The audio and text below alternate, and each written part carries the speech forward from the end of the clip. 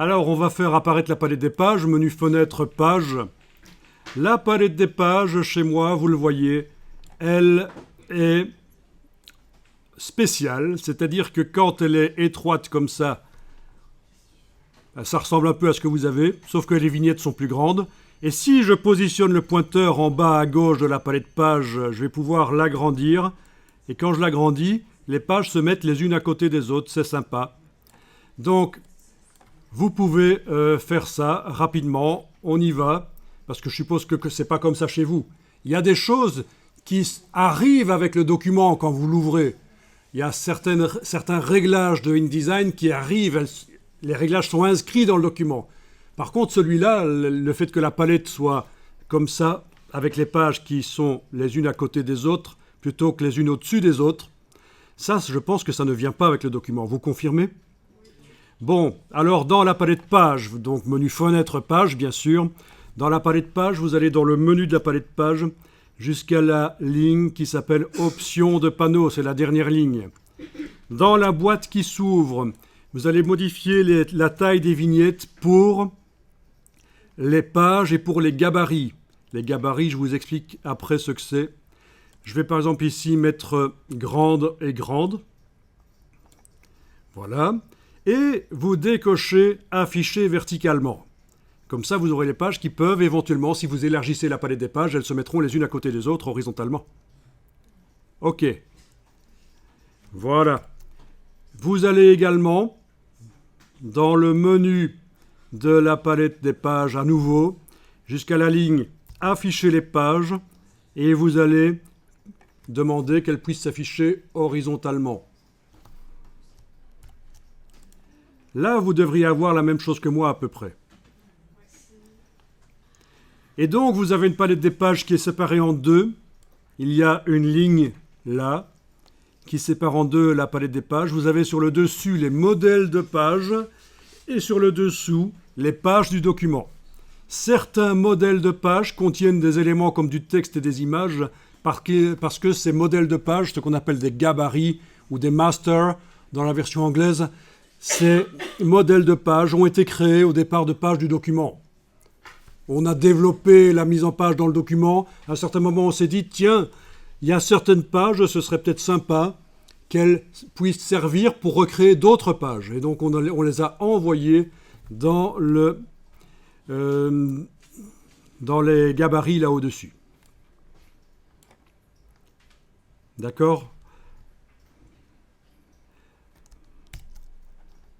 Alors, je ne vous en dis pas plus parce que vous aurez des infos là-dessus à un certain moment.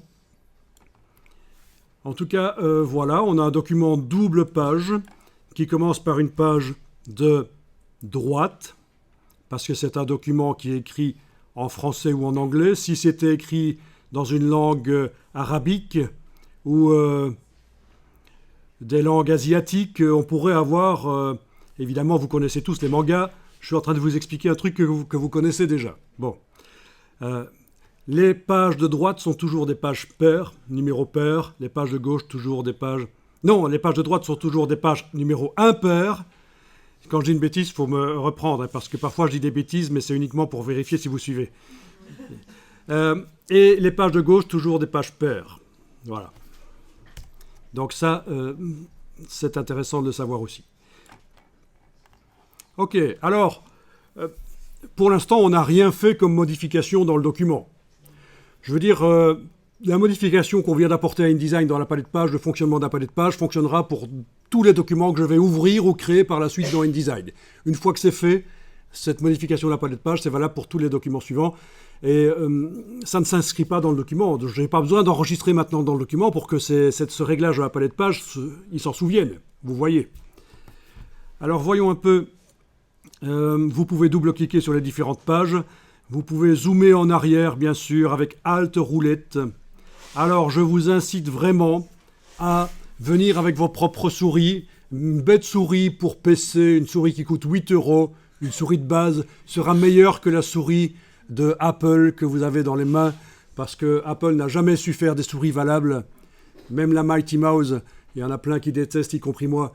Il y en a d'autres qui aiment bien, mais vous voyez ce que je veux dire, la Mighty Mouse, une espèce de souris où on peut à mettre les doigts un peu partout où on veut, et ça fait différentes choses.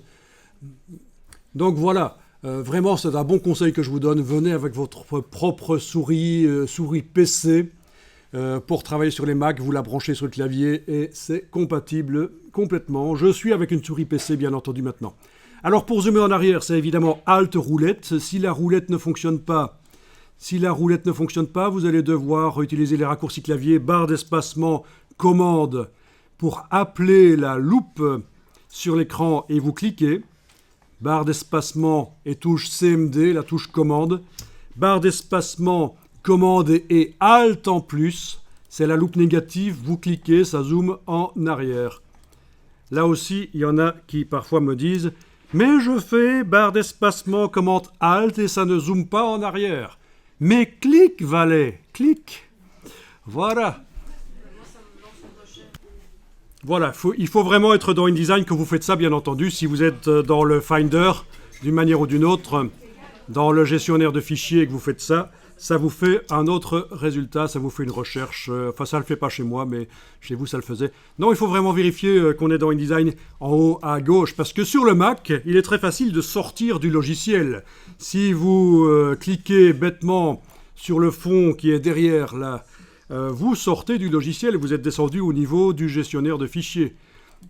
Chez moi, ça ne le fait pas parce que ça, sans doute, il y a une prévention pour que ça le fasse. Mais voilà.